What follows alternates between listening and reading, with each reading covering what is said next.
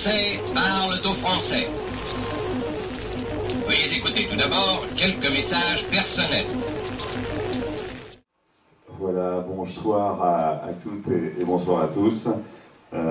Chers amis de la France Libre, c'est comme ça que nous vous invitons et que nous vous convions chaque conférence, dans ce cycle de conférences. Alors aujourd'hui, c'est une soirée pas comme les autres. Alors, nous avons l'honneur d'accueillir et d'assister à la conférence d'un ancien, un grand ancien, un cadet. Alors je vais saluer, évidemment, présenter René Marbeau dans un instant, mais saluer également Monsieur Voilery, Claude Voilery, qui est ici, qui est un cadet également, un ancien des Forces Françaises Libres, et qui nous fait l'honneur de sa présence. Alors je voudrais qu'on applaudisse les anciens, parce que les gens qui sont là, qui sont avec nous. On le dit aux élèves, on le dit aux jeunes, mais c'est toujours un moment particulier, une chance pour nous, pour les jeunes générations et surtout pour les scolaires que vous visitez dans l'année, d'avoir ce lien, d'avoir la possibilité de rencontrer, d'écouter, de dialoguer, d'échanger avec des anciens, des grands anciens des Français libres. Voilà, c'est un honneur ce soir, je le dis au nom de la Fondation de la France Libre, au nom du président, le général Bress, et de toute l'équipe, évidemment. Alors là, cette conférence avec René Marbeau, je vais le laisser donc vous exposer cette histoire, pas comme les autres, cette histoire atypique, mais finalement la France Libre, elle est constituée comme ça d'histoires atypiques. C'est ce qui fait son originalité, c'est ce qui fait pourquoi on l'aime et pourquoi la France, on a fait une épopée, une très grande histoire. Le général de Gaulle avait dit, ils ont consolé la France. Eh bien, nous allons savoir comment, avec René Marbeau. Alors, je vais vous demander d'accueillir René Marbeau, et nous allons écouter avec beaucoup d'attention sa conférence.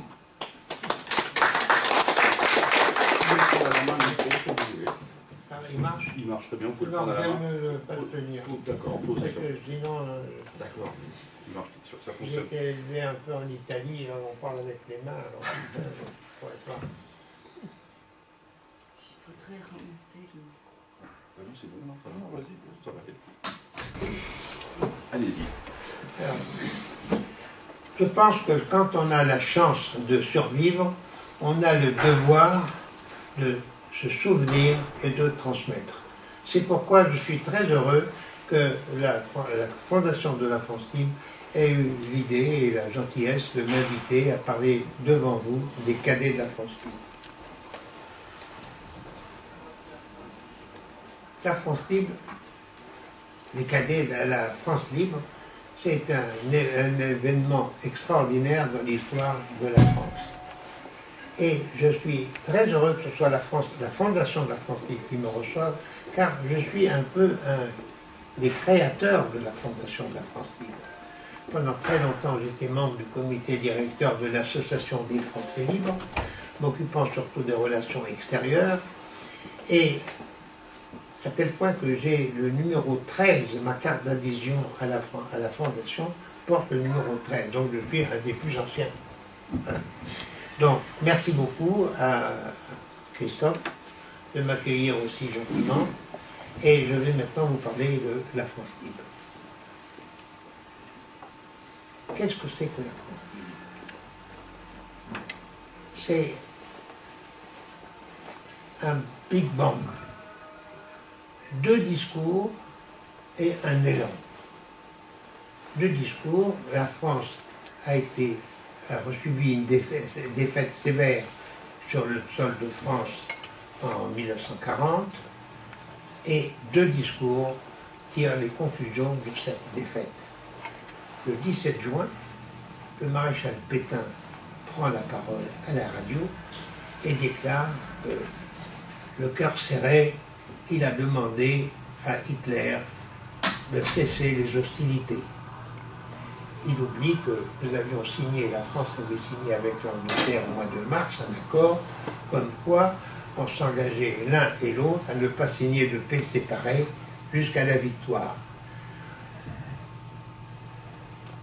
Ensuite, le 18 juin, le général de Gaulle prend la parole à Londres et justement dit: mais on ne doit pas arrêter le combat, on peut continuer le combat. Nous avons des forces encore, une flotte intacte, un empire, et puis il y a dans le monde des possibilités qui font qu'on peut gagner la guerre. Le général de Gaulle appelle tous les gens à le rejoindre.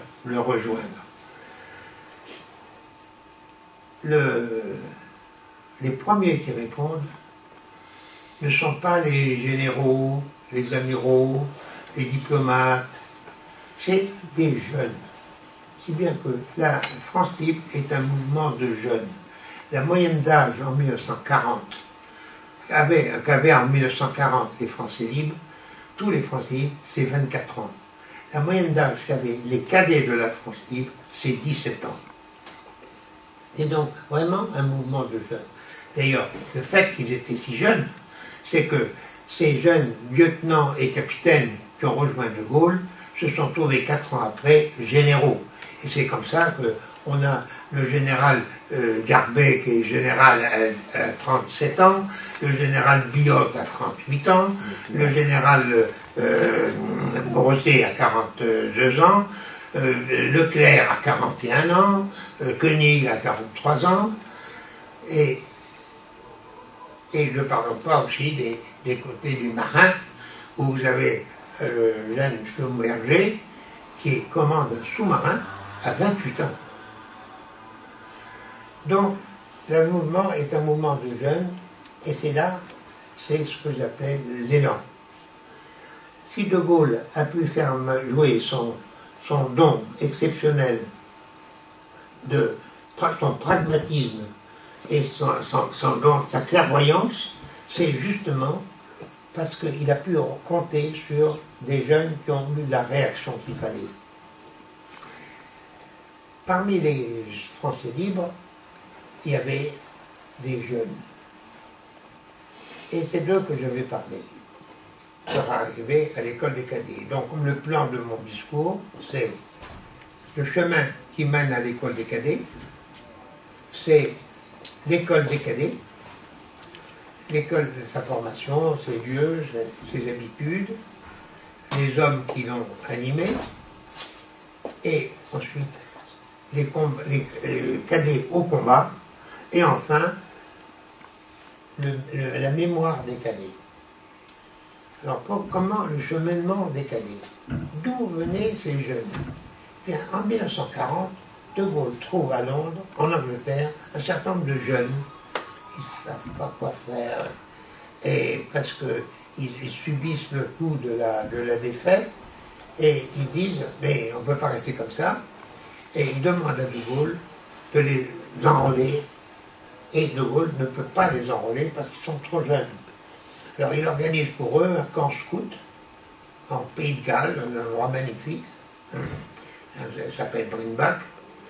Ils dorment sous la tente, ils font du camping, ils font des jeux de scout, ils font des nœuds avec toutes les cordes, ils montent aux arbres, etc.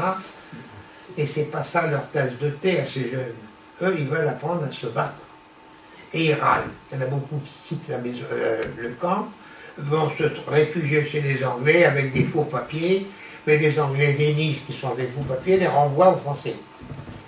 Si bien qu'ils sont de très mauvaise humeur, ils sont insolents, et vraiment, ça ne va pas. Alors De Gaulle, quand même, qui sent qu'il est moralement obligé de s'occuper d'eux, et déjà il s'en occupe matériellement, automatiquement, décide de regarder ce qu'on peut faire pour eux. Alors, il remarque parmi ceux qui ont la capacité de passer le bac, de faire passer le bac.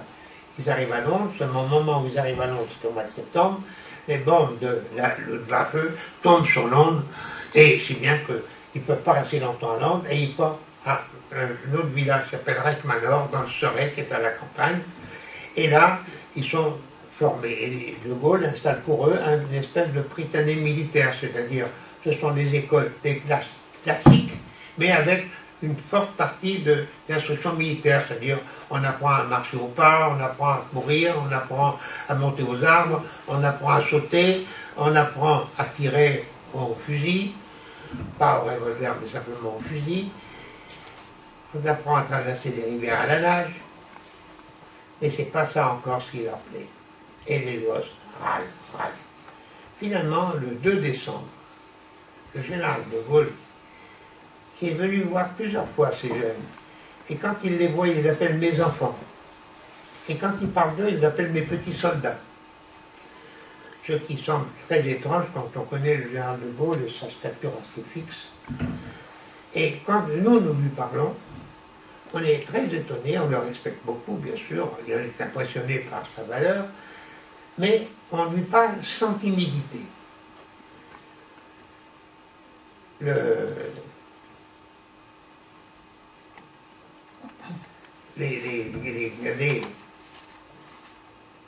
De Gaulle arrive donc et les invite au 2S. Le 2S, c'est la réunion des Saint-Syriens pour fêter le 2 décembre, qui est l'anniversaire de la bataille d'Austerlitz. Ça s'appelle 2S parce que Austerlitz fait les 10 mois de l'année scolaire et S, c'est le mois de décembre. Donc le 2S, ça veut dire 2 décembre. Et c'est la grande fête de tous les Saint-Syriens. Et il y a 2 cadets qui sont invités à dîner à Londres avec des Saint-Syriens qui étaient là, avec quelques Saint-Syriens, je crois qu'ils étaient 8 ou 9 Saint-Syriens. Ça, c'est quand même un clin d'œil qui calme un peu le son dans le groupe des petits, ces petits jeunes qui étaient regroupés sous le nom de Légion des volontaires français, des jeunes volontaires français. Oui. Mais pour Noël, De Gaulle vient à Reitmanov et après une journée passée avec eux, aller voir sauter, faire des exercices, tirer, etc. Il leur annonce, eh bien écoutez, j'ai décidé de créer une école militaire pour vous. Cette école, eh bien, il faut l'installer, il faut trouver les professeurs, etc., les programmes, mais j'ai décidé ça. Et effectivement, le 21 février, les cadets, alors à partir de maintenant, ils s'appellent cadets, avant c'était les jeunes volontaires français, maintenant ce sont les cadets, rentrent au collège de Malvern. Cadet, c'était très important de s'appeler cadet, parce qu'en Angleterre, un cadet est considéré comme un officier, alors qu'en France, c'est considéré comme, même pas comme un sous-officier, presque un soldat. Si bien que le fait que nous étions cadets nous permettait d'aller dans des lieux réservés aux officiers, de rencontrer des gens qui étaient de haut niveau, et ça nous a rendu la vie différente. Je dois vous dire que lorsque moi j'ai rejoint l'Angleterre en venant du Liban en France, sur le bateau qui m'emmenait et qui me faisait faire la moitié du tour du monde, parce que mon voyage a duré 3 mois, eh bien, le fait que j'étais inscrit comme cadet pour rejoindre l'Angleterre m'a fait voyager en première classe. Vous voyez, à 19 ans, aller en première classe en bateau, ben, c'était quand même pas mal, surtout sans payer le billet. Alors, donc, nous étions très heureux dans ce village, alors dans ce collège, qui était très beau, magnifique, avec des terrains magnifiques, des terrains de sport, football, rugby, tennis, piscine, il y avait volleyball, etc. Il y avait des terrains de sport, des salles de sport pour musculation, etc. Et nous habitions dans des petites maisons, une petite maison, qui s'appelait la maison numéro 5, qui avait des chambres pour nous tous, chacun de nous, et puis, mais c'était des cubiques, c'est-à-dire des chambres qui étaient divisées en 3 pièces, par exemple, et il y avait des rideaux qui séparaient les pièces, ou des placards, ou des armoires qui séparaient les pièces, et bien qu'on avait l'impression d'être chez nous, et en même temps, on était groupés. Et la maison était dirigée par un headmaster, c'est-à-dire un chef, un professeur chef, principal, c'est en français je crois, et puis il y avait une femme qui était la maîtresse de maison, on nous préparait des bons petits repas, on mangeait dans la belle faïence, on avait des verres en verre vrai, et non pas des en gobelets en aluminium, et on mangeait très bien. Et donc on avait le sport, et puis on avait des cours très intéressants, alors de droit, d'anglais, d'allemand, et en même temps des cours de morse, de course, apprendre à ramper, à sauter des obstacles, etc. Donc c'était un entraînement militaire qui commençait sérieux, puis petit à petit, on a commencé pour la promotion, la première promotion, qui s'appelait la promotion, qui sera appelée après la promotion Libération. On leur apprenait aussi, alors vraiment, l'art de la conduite d'une section au combat. On apprenait à tirer à tout, etc. Mais au mois de mars de l'année suivante, les cadets sont obligés de quitter la maison de Molverne parce que le collège est réquisitionné par l'armée britannique pour y mettre le centre de la recherche sur les armes secrètes.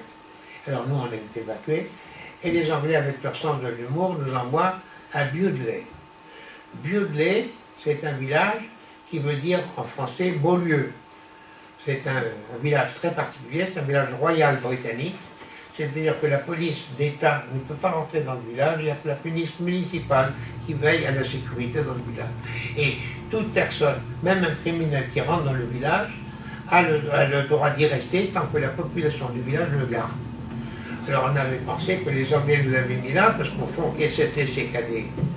C'était des gens qui avaient quitté leur pays, qui s'étaient enfuis de leur pays, qui avaient quitté leur famille, c'était quelquefois enfuis de leur famille, qui étaient arrivés en passagers clandestins en Angleterre, pour apprendre à quoi faire, à tuer. Alors vraiment, on était des brigands, c'était exactement les gens qui étaient destinés à tuer.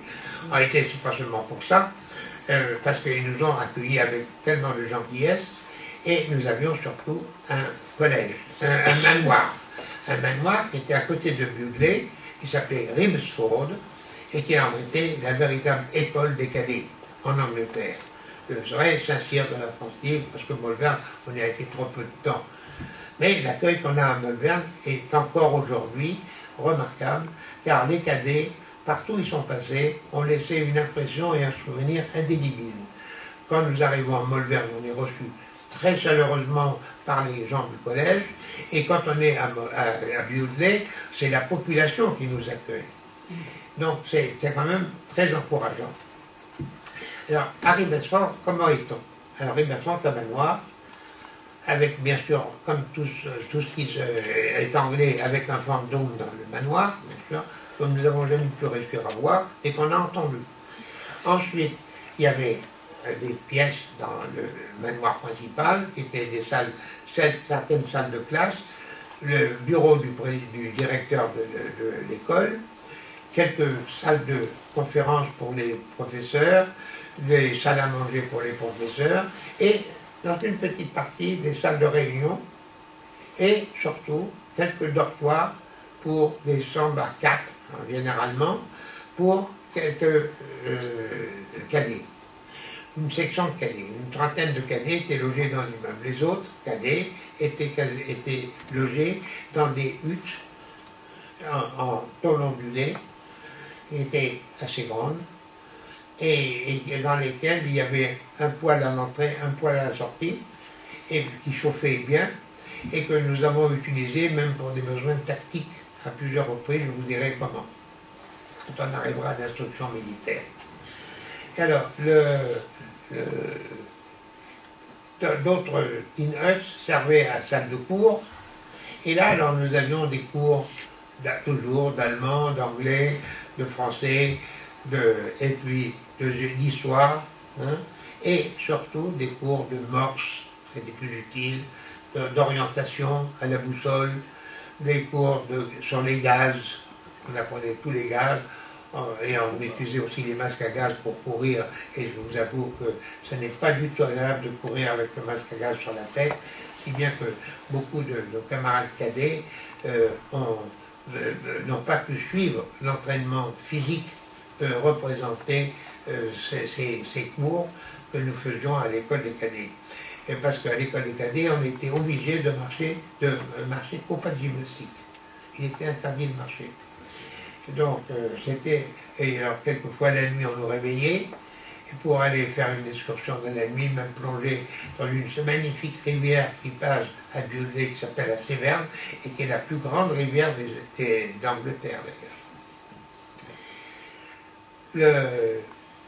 L'entraînement alors était la conduite des automobiles, le tir au fusil, tir au revolver, tir au pistolet, tir à la mitrailleuse, la mitraillette, et puis la conduite des hommes. Conduite des hommes, ben, le coup classique, c'est il y a une mitrailleuse qui barre le chemin à tel endroit, bien vous arrivez avec vos hommes, comment vous faites pour passer malgré elle? Alors, ben, toutes les manœuvres qu'on apprenait à l'école, hein, et puis comment passer, ben, le tournement, fixation, détournement, comme on disait à l'époque, etc. Et donc, cet entraînement militaire était à la fois physiquement très dur, et si bien que les petits râleurs que nous étions, quand nous étions à Brimbach, à Reckmanor, s'étaient transformés en garçons volontaires, voulant absolument étudier, et pressés d'étudier, et pressés de terminer l'entraînement. Et nous trouvions d'ailleurs trop long. On nous a répété des tas de choses, nous disions on a compris, et là on voyait ça. Parce que chez les Anglais, on avait un peu le rythme anglais de l'enseignement, hein, c'est que c'est la répétition des gestes qui donne la pratique. Et donc, par exemple, quand on était à l'école de parachutistes, on nous faisait sauter d'une chaise par terre 50 fois. Pourquoi 50 fois? Alors qu'une fois qu'on avait sauté une fois, on savait qu'on pouvait sauter. Ah non, les Anglais disaient non, vous devez... Et évidemment, c'était peut-être pour assouplir nos chevilles, nos doigts de pied, je ne sais pas. Mais c'était comme ça, c'était très méthodique. Alors, l'entraînement, donc, je continue à l'école de cette façon, et nous avons, alors je vais vous parler maintenant des élèves qui sont arrivés à cette école. Comment sont-ils arrivés? Alors, il y a ceux qui étaient en Angleterre, ensuite il y a ceux qui sont venus de France. Alors, il y en a qui sont venus tout de suite de France, dès 40, par la voie maritime en traversant la Manche, ou venant même de Saint-Jean-de-Luz sur des bateaux qui avaient été affrétés pour transférer l'armée polonaise qui était en France par l'Angleterre, et beaucoup de Français ont utilisé les capotes des uniformes polonais qu'ils endosaient pour passer pour des Polonais envers la police qui les laissait passer. C'est ainsi que plusieurs cadets ont pu arriver en Angleterre. Beaucoup de bateaux de pêche aussi, etc. Puis, après, les Français sont arrivés, n'ont pas pu passer par la mer, et ils ont été obligés de traverser les Pyrénées. Et là, il y en a qui ont eu la chance de passer assez rapidement, de passer de France au Portugal, et du Portugal, qui était un pays neutre, aller sur l'Angleterre. Mais d'autres ont été arrêtés par la police espagnole, et ils avaient beau dire qu'ils étaient anglais ou canadiens. Alors ceux qui ne parlaient pas l'anglais disaient qu'ils étaient canadiens français, hein, et les Espagnols faisaient semblant de croire, et bien on avertissait dans l'ambassade d'Angleterre, qui ensuite essayait de les sortir. Et généralement, les Français de Miranda, qui était le camp de concentration principal, sortaient parce que les Anglais promettaient des bateaux de blé aux Espagnols. En échange de tant de bateaux de blé, il y avait tant de petits garçons qui se trouvaient à Miranda qui étaient libérés et qui pouvaient partir sur le Portugal, et du Portugal rejoindre l'Angleterre ou l'Afrique du Nord. Je voulais dire aussi que tous ces petits Français étaient des Français libres. Parce que pour être Français libre, il fallait avoir été engagé avant le 31 juillet 1943. Et donc, tous les cadets sont des Français libres. Comme tous les élèves de l'école navale de la France libre sont des Français libres. Comme tous les élèves des pelotons de Damas, Brazzaville ou Camberley sont des Français libres. Et parce que dans les autres unités qui ont gardé l'esprit français libre, par exemple, la première DFL, il y a la secrétaire générale qui est là, je le salue avec beaucoup d'affection. Au début, il n'y avait que des Français libres, mais il y a eu les pertes qui ont voulu compenser, et à partir de 1943, quand l'Afrique du Nord a rejoint la guerre, à ce moment-là, des volontaires venant de l'Afrique du Nord ont rejoint la première DFL ou la deuxième DB, etc., et a formé des unités où il y avait l'esprit français libre, mais il n'y avait plus que des Français libres. Maintenant, pour revenir à mon propos sur l'école des cadets, l'entraînement était très dur et la population nous accueillait très gentiment. Si bien qu'il y a même eu des mariages. Il y a eu 3 cadets qui ont épousé des petites filles de Camberley. Et il y en a d'ailleurs un qui est toujours installé à Camberley, d'ailleurs. Pas Camberley, à Vieux-Lé, je veux dire, à Vieux-Lé. Alors maintenant, je voulais parler des professeurs. Alors, les professeurs sont... excusez-moi, je n'ai pas terminé avec les moyens d'arriver en Angleterre. Alors, il y avait la traversée de la mer. Et là, je voudrais signaler que le papa de Hugues Lavoie, qui est ici, qui avait à l'époque 14 ans, avec son frère et 3 camarades, ont traversé, sont partis de Fort-Mahon dans la Somme pour rejoindre l'Angleterre. Ils étaient dans 2 barques, mais ils avaient une carabine avec 2 cartouches pour le cas où, comme disait son papa, ils rencontraient un sous-marin. Et ils ont traversé la Manche et ils sont arrivés en Angleterre en culotte courte. Ils ont été reçus par les Anglais, très gentiment, qui les ont d'abord permis de se doucher et de s'habiller. Et ensuite, ils ont été invités par Winston Churchill, ce qui est un événement formidable pour eux. Et puis, même pour la France libre tout entière, c'est un honneur que Churchill nous faisait. Et là, ils sont entrés chez Churchill, à 10 Darwin Street, et à la sortie, tous les journalistes étaient « Alors, petits jeunes gens, hein, comment ça s'est passé ?» Alors, les 5 étaient enthousiastes. On a reçu formidablement. On a eu du champagne, on a eu des petits canapés avec du saumon, et des trucs comme ça. C'était formidable. Et puis Lady Clementine, la femme de Churchill, était adorable, parle un français impeccable. Et puis le Winston Churchill, comment vous l'avez trouvé notre Premier ministre? Et son papa dit, intimidé. Et ça fait rire toute l'Angleterre. Churchill timide. Et qui dit qu'il est timide? C'est un gamin de 14 ans. Ça, alors l'autre moyen de rentrer en Angleterre, ça a été une évasion célèbre, c'est l'évasion d'un camarade qui s'appelle Jean Lagaillard, qui, lui, était prisonnier, elle avait fait la guerre, elle avait plus âgé que nous, et s'est engagé en 1939, il a été fait prisonnier par les Allemands après la demande d'armistice de Pétain, et s'est trouvé à Stettin, en Prusse orientale. Et il avait envie de s'évader, mais de Prusse, arriver en Londres, c'est pas facile, et il a une idée, il se fait enfermer dans un tonneau d'huile. Alors, on met de l'huile, bien sûr, le tonneau, on met haut et bas sur le tonneau, hein. Il arrange tout un système pour se visser à l'intérieur, et puis le voilà embarqué, et il arrive à Stockholm. Une fois à Stockholm, il ouvre son tonneau, et il sort comme Diogène de son tonneau, et quand il arrive devant les policiers de la douane de Stockholm, les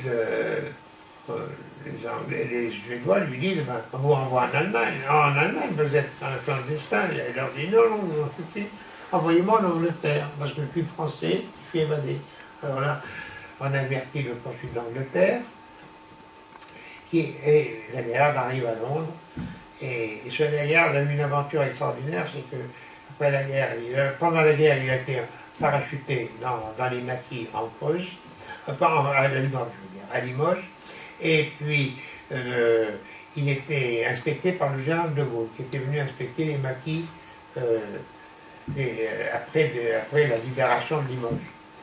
Et il y avait tous des maquisards qui étaient tous des colonels, des commandants des colonels, et il y avait que mon bon Gaillard, qui était sous-lieutenant. Et quand de Gaulle passe devant lui, il dit « savez pas coudre ?» Et donc il dit « Jean Lagaillard, cadet de la France libre. » Et de Gaulle fait « je comprends, puis il a continué. Et dès que De Gaulle est parti, il a pris 3 galons, il s'est trouvé commandant, le lendemain il était commandant. Alors, ça c'est un deuxième cadet. Et un troisième cadet qui a fait aussi, alors là ils sont 2 à avoir fait la même expérience, 2 sortent se trouvent à Marseille, et de Marseille ils s'embarquent, l'un sur un bateau de pêche, l'autre sur un bateau avec pour aller au Sénégal pour faire des études. Et quand ils arrivent au-dessus de Gibraltar, au territoire de Gibraltar, l'un et l'autre, mais séparément, pas le même jour, sautent du bateau et font les quelques kilomètres qui les séparent du bateau à Gibraltar. Et ils arrivent à Gibraltar, ils nagent à peu près l'un et l'autre, ils en nageaient à peu près entre 2 heures et 3 heures. Un s'appelle Camor, il a été compagnon de la Libération, par avoir été parachuté en France, occupé, et avoir s'est spécialisé dans le transport de prisonniers, d'aviateurs descendus. Un aviateur anglais ou américain ou français libre était descendu au sud de la France, il avait organisé un réseau qui les ramenait en Angleterre. Et il a réussi un jour à transporter 50 aviateurs en même temps sur un bateau qui était arrivé en pleine nuit, et les prendre en charge au large de la côte, je ne me rappelle plus le nom de l'endroit où j'étais. Et pour ça, il a été fait compagnon de la Libération. L'autre, il a simplement traversé le canal l'isthme de Gibraltar, ce qui est assez difficile, car comme vous savez, le niveau de l'eau n'est pas le même dans l'Atlantique et la Méditerranée. Donc, à l'endroit du Gibraltar, vous avez comme une chute d'eau de quelques centimètres, mais ça se sent, ça fait un courant assez fort. Donc, c'est vraiment une entreprise difficile. Voilà pour les méthodes. Alors moi, je me suis engagé, j'étais au Liban, et alors, pour rejoindre l'Angleterre, je suis passé par bateau, et comme j'étais candidat cadet de la pratique, j'ai fait un voyage de luxe en première classe. Mais pendant toute la durée du voyage, on faisait de l'entraînement, beaucoup de gymnastique, et puis on faisait beaucoup de tir. À l'arrière du bateau, on avait installé tout un champ de tir, et on passait nos journées aussi à tirer. Voilà. Je dis bien qu'on n'a pas perdu tout à fait notre temps, mais on a trouvé qu'on perdait 90 jours, parce que le voyage a duré 90 jours, alors que si on avait pris l'avion, on a mis 2 jours. Voilà. Alors, donc, les cadets avaient plutôt mauvais caractère, mais nous étions consciencieux.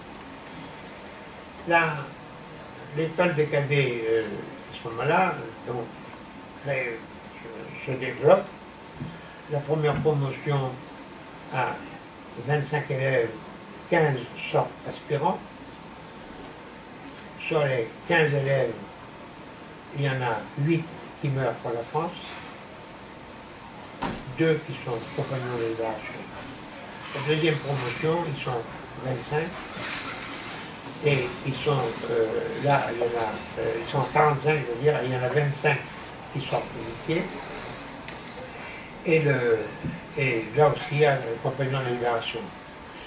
Et la moitié aussi est morte pour la France. Après, le pourcentage augmente, le nombre d'élèves augmente par promotion, si bien que ma promotion, celle du 18 juin, était la dernière.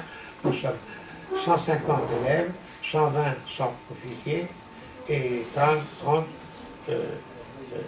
sortent sous-officiers. Voilà, sous-officiers. Au total, la population de Budley, de Rimesford, a traité à peu près 300 jeunes, dont 211 sont sortis officiers, une soixantaine sont sortis sous-officiers, et une vingtaine ont abandonné en cours de route parce qu'ils n'ont pas supporté la dureté de l'entraînement. Les professeurs que nous avions, c'était d'abord un patron. Un patron qui était le commandant Baudouin, qui était un professeur de français et d'histoire à Kaboul, en Afghanistan, et qui, dès l'appel de De Gaulle, a rejoint la France libre. De Gaulle. Et De Gaulle le voit, il n'avait jamais été militaire, et il a cette idée curieuse de dire, ah ben tiens, vous êtes l'homme qu'il me faut pour s'occuper de ces jeunes cadets, futurs cadets de la France. Et donc il vient s'occuper de nous, et il fait des rapports où nous traite d'ailleurs de chiens fous, hein, ce qui montre un peu le caractère que nous avions. Mais après, il devient très fier de ses cadets, et nous avons été très heureux de lui parce qu'il nous a pris comme il fallait, nous incitant à bien travailler et vraiment nous permettant une certaine liberté de gestes et de parole. Nous avions ensuite un autre officier qui était très élégant, alors c'était Louis de Cabrol, qui était un officier de cavalerie, très grand, avec une femme américaine qui était une excellente infirmière et qui avait pris en main le service sanitaire de Rivesport. Et qui avait installé d'ailleurs dans Bulvé une petite infirmerie avec 4 ou 6 lits, je n'en sais plus, où les malades ou les infirmes allaient se faire reposer et choyer par elle. Et ensuite, il y avait le célèbre Toto. C'était un capitaine qui s'appelait de la Judie, mais là-bas en Angleterre, il se faisait appeler de la Joncière. C'est un homme vociférant, vitupérant, les mains sur les hanches, gueulant sans arrêt, mais d'une très grande courtoisie, en définitive, et très bon, un très bon chef. Et c'est lui qui était célèbre pour certaines de ses circulaires ou des affiches qu'il mettait sur les panneaux d'information de l'école, notamment les cadets de l'apprenti. Il faut dire comment ils étaient habillés.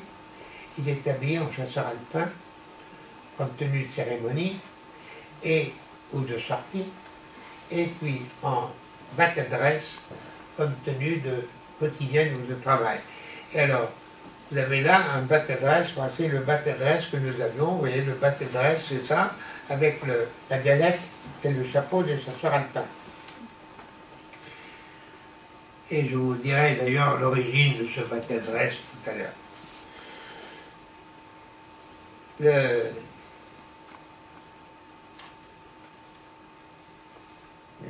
Où est-ce que j'en étais? Les professeurs. Oui, alors, donc on était à la Judie.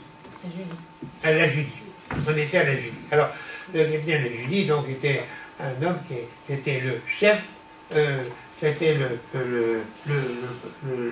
le directeur des études militaires. Hein? C'était lui le directeur des études militaires. Ensuite, nous avions des chefs de section, dont un nous a beaucoup plu.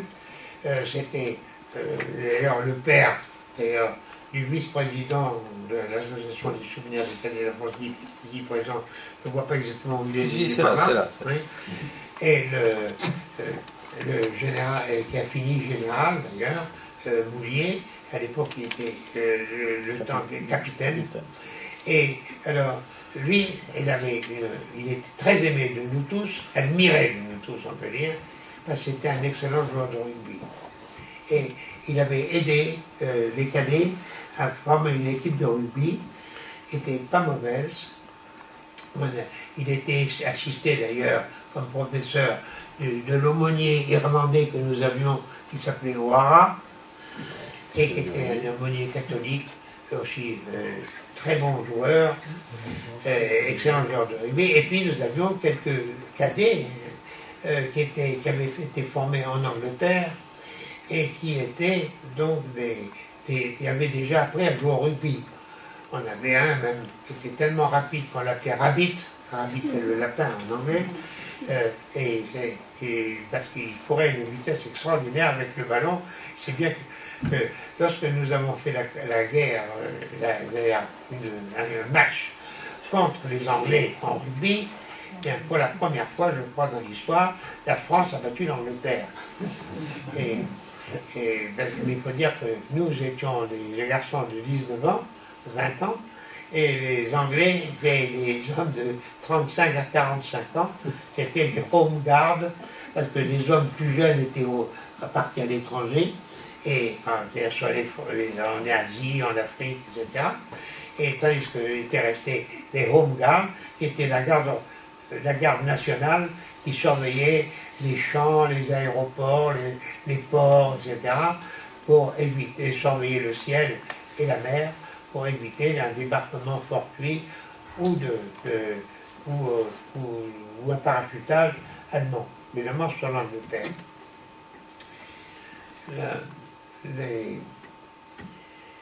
Il y avait un autre officier aussi que nous avions beaucoup aimé, et qui était le lieutenant Pichon.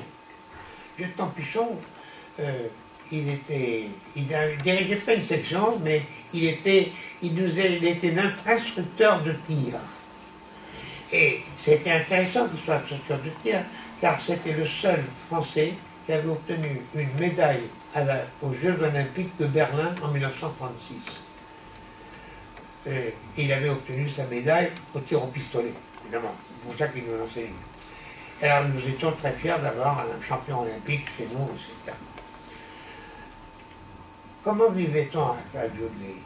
On vivait de façon assez rustre, parce qu'on dormait peu, on se levait tôt le matin, on faisait de la gymnastique tout de suite, ensuite on avait les heures de cours, puis on avait les promenades ou les exercices sur le terrain, après on amenait une section, alors à tour de rôle nous étions chefs d'une section, et puis nos camarades de la section, nous étions, par exemple, de mon temps, nous étions 5 sections dans le Besford,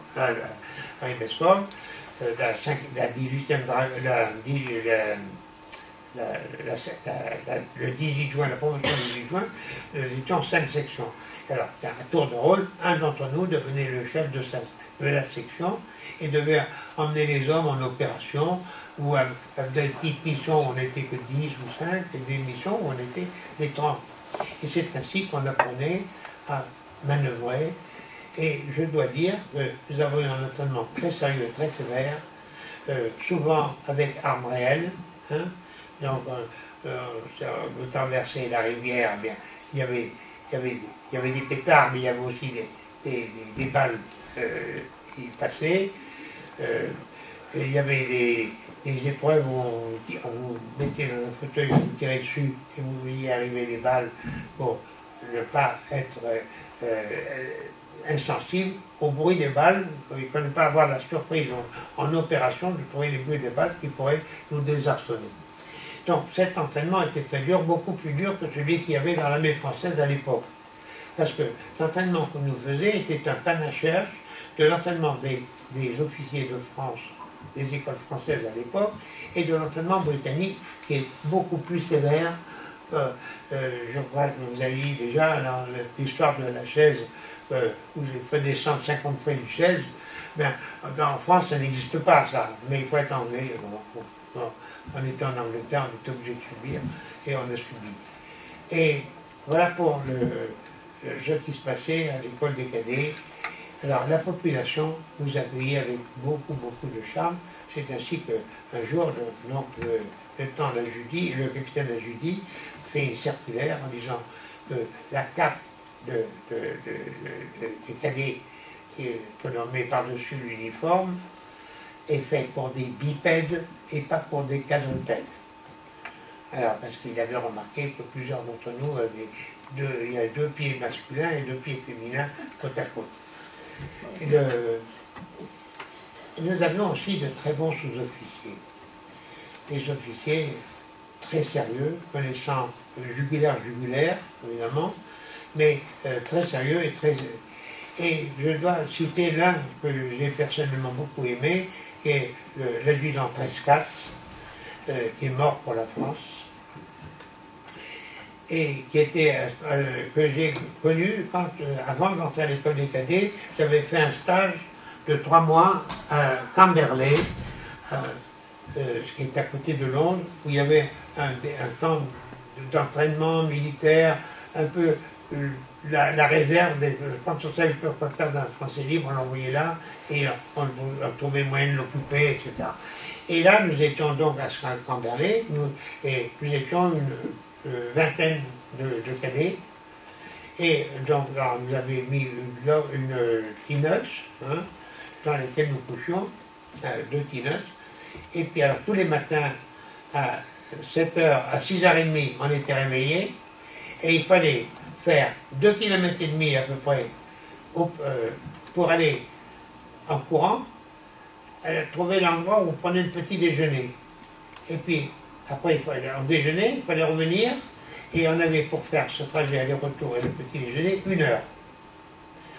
Et alors, là, un jour, et puis dès qu'on est arrivé, on prenait la douche à toute vitesse et puis on s'habillait. Et vite, colonne par 3 derrière l'adjudant, puis l'adjudant passait en revue. Et un jour, il y a 2 cadets qui ont oublié de mettre leur cravate. Alors, l'adjudant le regarde et leur dit « Vous êtes nus, mon ami !» Alors, non, vous êtes nus, mon ami. Le soldat sans cravate est nu. Bon, le lendemain, nous en partons, et quand nous revenons, quand nous partons à la vie, nous sommes tous nus avec la cravate. L'adjudant comprend qu'on s'est un peu fichu de lui, et on se demande quelle va être sa réaction. Et il a été formidable. Il a dit, je vous donne 120 secondes pour revenir habillé. Il n'a rien dit. À part ça, c'était devenu un type qu'on adorait. Et vraiment, je sais que le jour où il a été tué, j'ai eu énormément de peine parce que c'était un type remarquable. D'ailleurs, son fils fait partie de l'association du souvenir des cadets que je parlais tout à l'heure. Voici pour Larry Besford. Je crois avoir parlé des professeurs. Ah oui, la tenue. La tenue. Alors la tenue, c'était...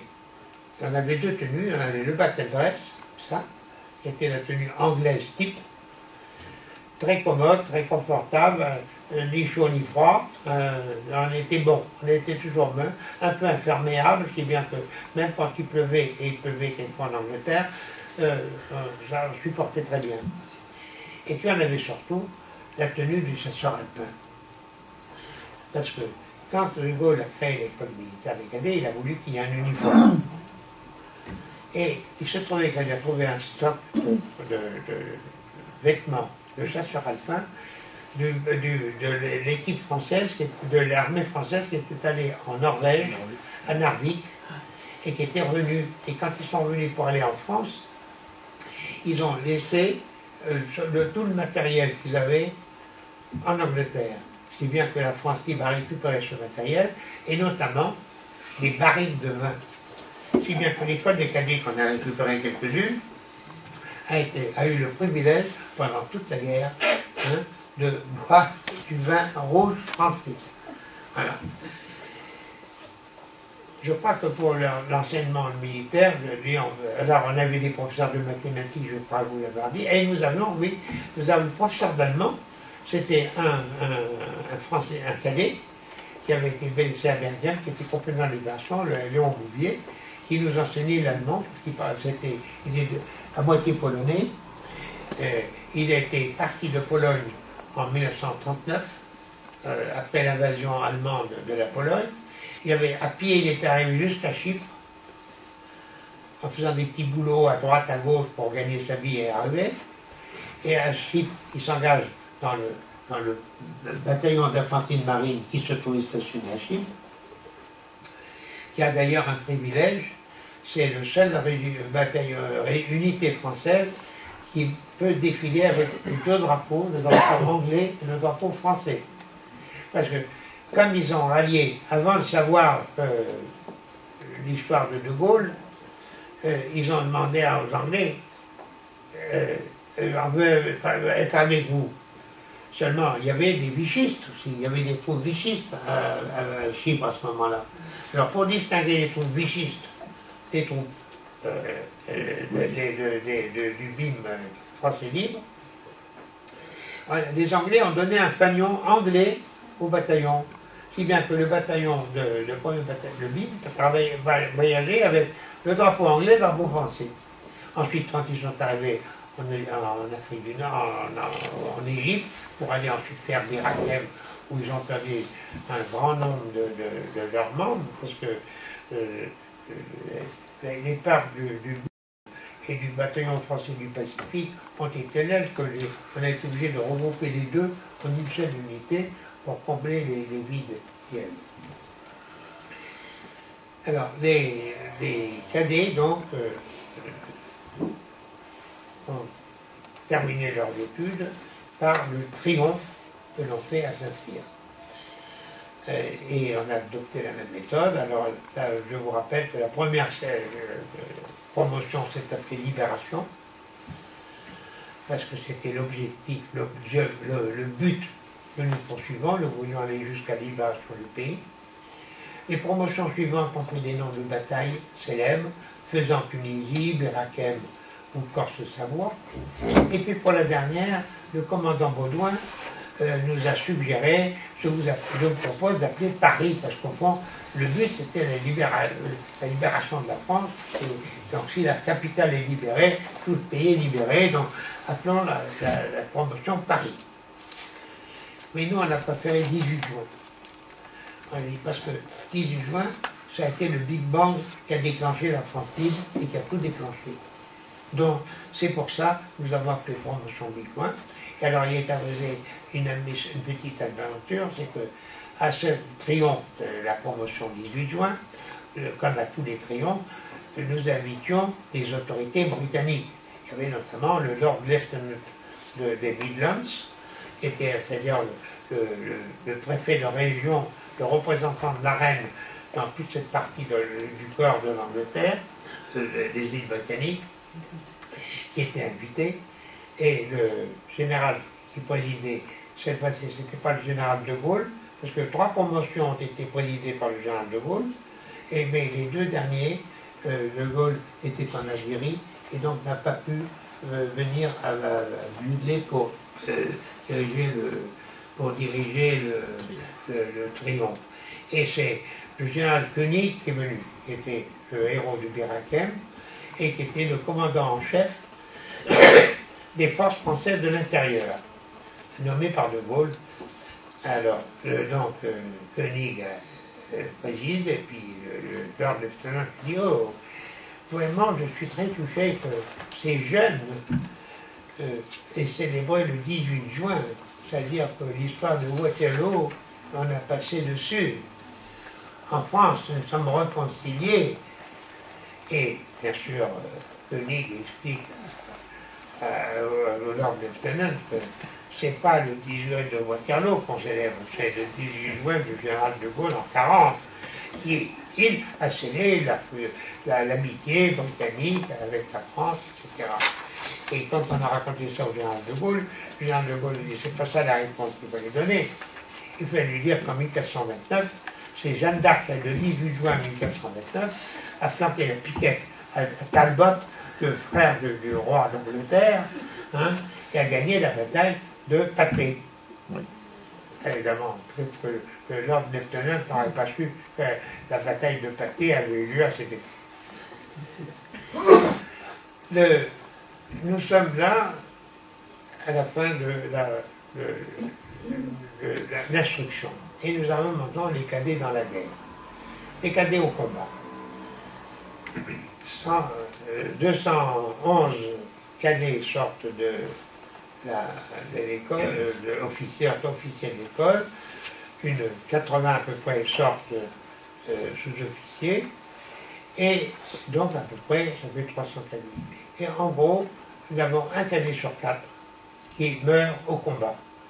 Donc c'est quand même une saignée assez sérieuse, et ça qui montre que nos camarades se sont battus avec beaucoup d'énergie et ont rempli des missions très dangereuses. Vous avez qui ont été fusillés, qui ont été assassinés.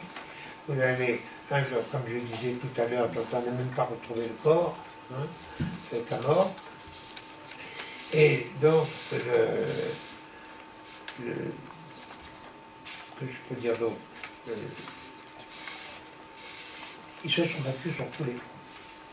Vous en avez en Libye, la première DFL, en Libye, ensuite en Italie avec la première DFL, ou avec des divisions de l'armée d'Afrique, où certains Français libres sont allés augmenter le truc, et des cadets avec. Et puis ensuite, il y a eu la deuxième DB, un grand nombre sont allés dans la deuxième DB, mais la plupart des cadets sont allés, un certain nombre aussi dans le SAS. Alors, en réalité, dans les SAS, il y en avait beaucoup plus qui s'étaient engagés dans les SAS. Mais Koenig, qui était le patron des forces françaises de l'intérieur, quand il a vu les résultats, il a dit, écoutez, c'est très bien, c'est très utile que vous soyez parachutiste, mais j'aurais besoin de parachutistes aussi pour les maquis, parce que nous voulons encadrer les maquis. Parce que quelle était la crainte du général de Gaulle? C'était qu'une fois que la France avait été libérée des nazis, la France soit occupée ou par les Américains ou par les Russes. C'est-à-dire, qui pouvait occuper la France? Comment les Russes pouvaient-ils occuper la France? C'était par les maquis. Parce que beaucoup de maquis étaient noyautés par les communistes, et le maquis où j'ai sauté, moi, était à 100% communiste. Absolument. Et donc, il fallait se méfier, il fallait vraiment qu'ils aient confiance en nous, les petits maquisards, pour nous écouter plutôt qu'écouter éventuellement les commissaires politiques que le Parti communiste avait nommés. L'autre crainte qu'avait De Gaulle, c'était l'occupation américaine, la substitution américaine. Et c'était très faisable et très possible, parce que les Américains s'étaient préparés à remplacer l'administration française. Ils avaient formé un corps de 10 000 hommes aux États-Unis, parlant parfaitement le français, connaissant les lois françaises. Et il y a l'histoire célèbre de Collet qui était nommé par De Gaulle maire de Bayeux, et le 9 juin, après le débarquement, quand il arrive à Bayeux, quand les Américains ont débarqué, il y a un colonel américain qui arrive avec une dizaine de MP, de policiers, armes à la main, et le colonel dit que personne ne bouge, restez à vos bureaux,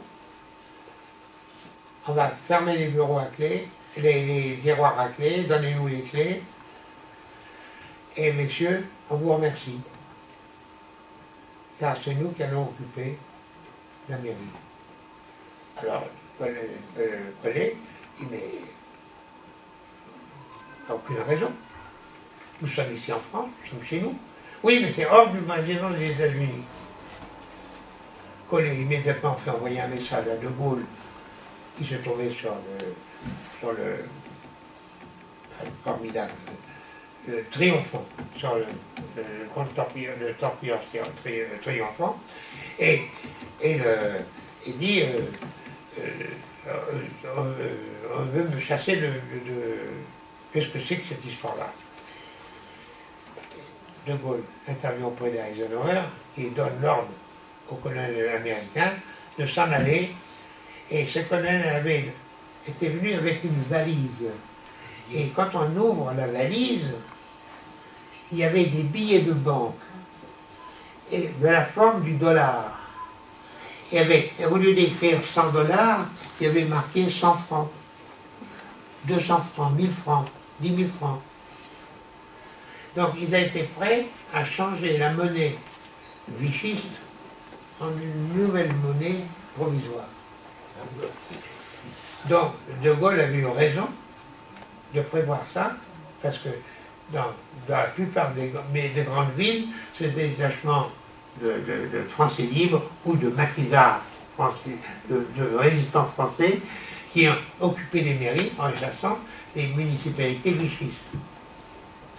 D'ailleurs, vous savez À Paris aussi, la première chose qu'ils ont faite, c'est aller à l'hôtel Matignon, à la mairie de Paris, à la préfecture de police, etc., pour occuper les maquisards, pour occuper le terrain et mettre des types compromis ou trop fidèles à Vichy sur la touche, pour le sens que quand les troupes françaises libres sont arrivées, les Américains sont arrivés, bien, les villes étaient gérées à nouveau par des résistants français.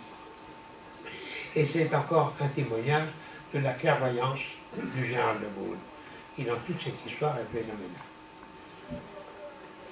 Après ça, on arrive à la prière, donc ils se sont battus sur tous les terrains. La Libye, la France, la deuxième DB, ils sont allés en France, puis en Allemagne. La première DFL, elle s'est battue en Libye, en Tunisie, en Italie, en France, jusqu'à la frontière. Et là, on n'a pas laissé rentrer en Allemagne, on l'a envoyé sur l'Othion. Et sur l'Othion, il y a une petite histoire d'un autre cadet qui montre un peu l'insolence des cadets et en même temps leur courage. Il s'appelle Bachal. Il est né en 1926. Donc, il a 18 ans. Et ils arrivent à un endroit de l'Othion où il y a une mitrailleuse qui empêche l'unité de passer. Alors le lieutenant, le capitaine dit à Bachal, sous-lieutenant, qui a des sous-lieutenants, comment est-ce qu'on va faire pour passer là? Et Bachal, qui est un excellent alpiniste, dit, écoutez, je connais ce coin-là, par derrière il y a un mur, un rocher, un mur. Moi, quand j'étais, avant de partir en Angleterre, je l'ai plusieurs fois escaladé, je sais l'escalader. Donnez-moi des grenades, je vais passer par là, ils ne s'attendront sûrement pas, ceux qui ont la mitrailleuse, hein, ne s'attendront pas à ce qu'on passe par derrière. Mais il dit, non, si je fais ça, si je meurs ou si je reste vivant, je veux avoir la Légion d'honneur. Et le capitaine me dit, ben oui, je vous la donnerai. Alors, il fait l'escalade, il balance ses grenades, il tue l'équipe de la pièce, et il arrive à côté de la malgré, et puis il fait le grand signe à ses copains qui sont en bas, et il dit, vous passez. Puis alors lui, bien sûr, il ne descend pas par le mur, il descend par la pente douce. Et le jour de ses 19 ans, on lui remet la Légion d'honneur. Et ce jeune Bachal, en 1946, se promène sur les Champs-Élysées avec sa veste, et sur sa veste, il y a le petit ruban de la Légion d'honneur. Et là, il se fait arrêter par un colonel. Il dit, hé, jeune homme, la prochaine fois que vous utilisez la veste de votre père, vous savez, vous feriez mieux d'enlever ça parce que vous ne savez pas ce que c'est, ça. Ah ben si, je sais, c'est la Légion d'honneur. Vous savez, vous n'avez pas le droit de la porter. Et si, j'ai le droit de la porter. Et à quel titre? Comme vous, mon colonel, à l'ancienneté. Évidemment, le colonel n'a pas beaucoup aimé. Mais Bachal était très content de raconter son histoire. Voilà, si vous donne l'esprit des cadets, la côté mauvaise humeur, etc. Et maintenant, nous arrivons à la mémoire. En 1945, quand nous avons fini la guerre, les Français libres, d'une manière générale, ont dit « Nous avons été une communauté extraordinaire ». Nous avions des juifs, des catholiques, des protestants, nous avions même des gens qui étaient athées grâce à Dieu, comme ils disaient. Et donc, on va perdre tout ça. Nous avons qui sont fils de directeurs de société, qui sont fils de banquiers, et d'autres qui sont fils de marins-pêcheurs. Et on était comme des frères, parce que qu'est-ce que c'est qu'un camarade? C'est un frère qu'on a choisi, comme nous disions généralement chez les cadets. On ne peut pas laisser ça. Donc on crée une association des cadets, et le premier des Français libres, et le premier président de cette association, qui s'appelle l'Association des Français libres, est le général de l'Armina, qui ne restera pas longtemps parce qu'il n'y croit pas beaucoup. Hein. il ne croit pas beaucoup à ce que ça ne correspond pas au caractère du français de rester dans une association de ce genre.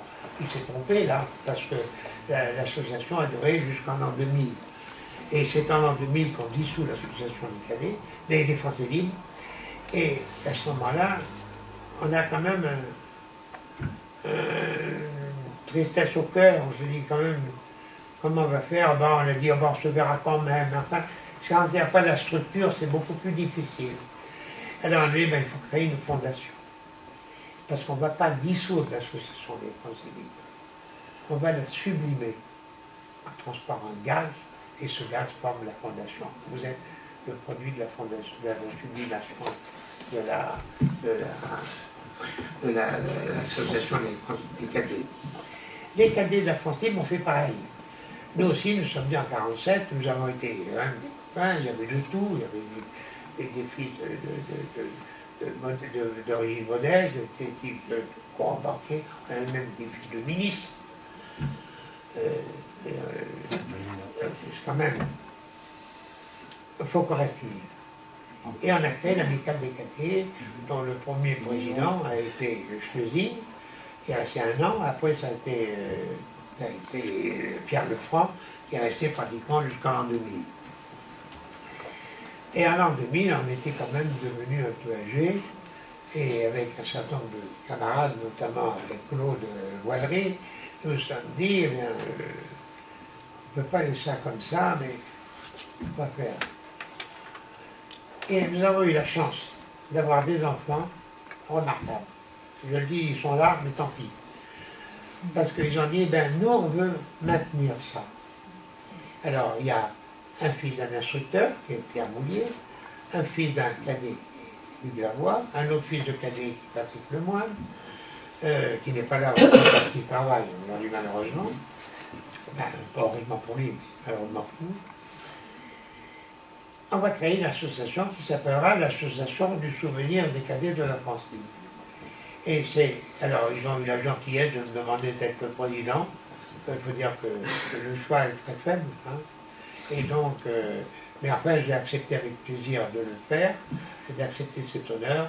Mais je dois dire que Claude et moi, Claude Voilery et moi, nous sommes très heureux de la manière dont nos 3 principaux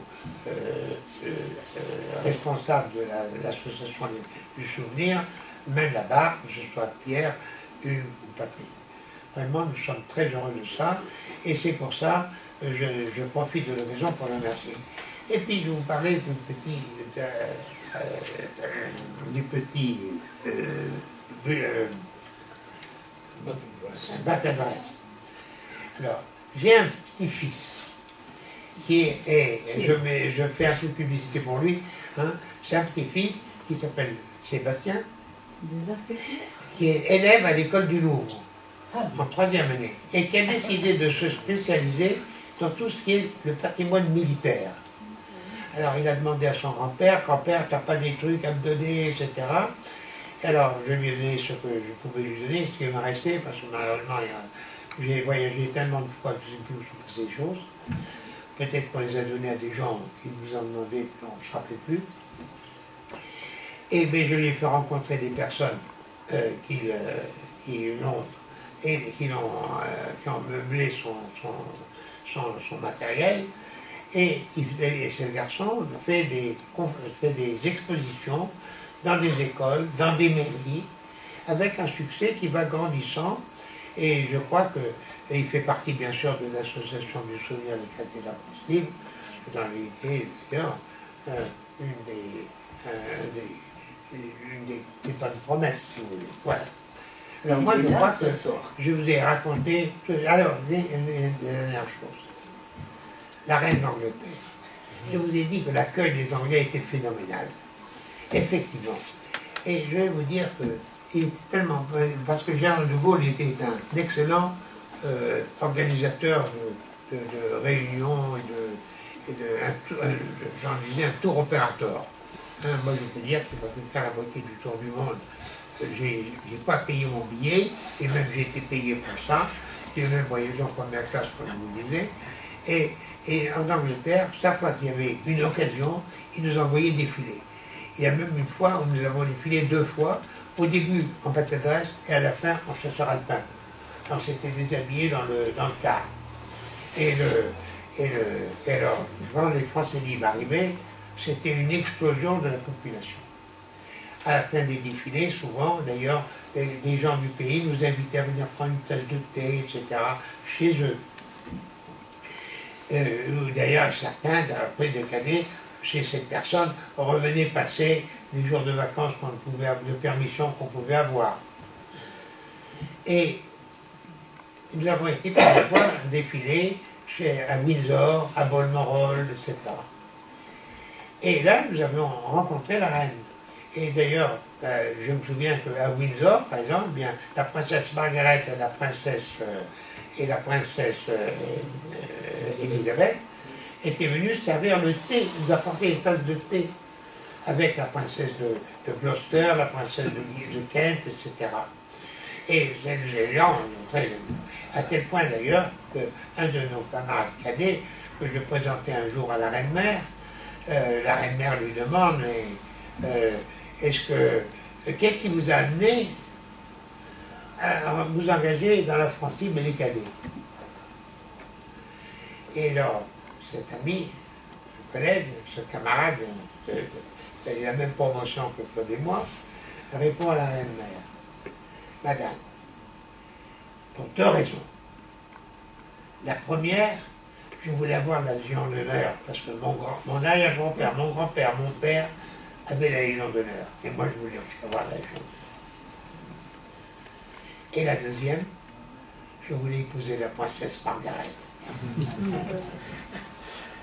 La reine-mère a souri, et moi, j'ai vu dans son regard une certaine tristesse. On avait l'impression qu'elle disait « Dommage qu'il n'a pas épousé ce jeune Français, hein, qui a fait une très belle carrière, parce qu'il a fini grand croix de la Légion d'honneur, hein, et président de la Fondation Charles de Gaulle, vous voyez, donc, et un camarade vraiment, on peut dire unique, tellement il était généreux et sympathique, et auquel je rends hommage aujourd'hui. Donc, j'arrive, mon groupe, je travaille dans un groupe international, dirigé par un ancien de la France libre, qui s'appelait Guy Rothschild, et la société qu'on avait en Angleterre allait très mal. Et alors, on me dit, René, est-ce que tu pourrais prendre ça en main?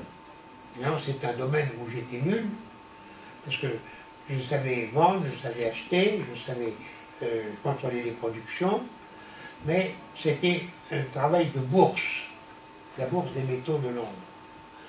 Alors, je dis, ouais, je vais essayer, on ne refuse pas. Je vais être le président de la société, je ne peux pas refuser. Et j'ai dit, mais là, on me dit, vous savez, la société va très mal depuis 2 ans au moins, elle perd tout ce qu'on veut, et on n'est pas sûr des gars, etc. Et je vois ça, et il me dit, d'ailleurs, de toute façon, hein, si ça ne va pas, on liquide la boîte. Hein, et vous déciderez de liquider la boîte. Alors donc, j'arrive à Londres, alors je me dis, qu'est-ce que je vais faire?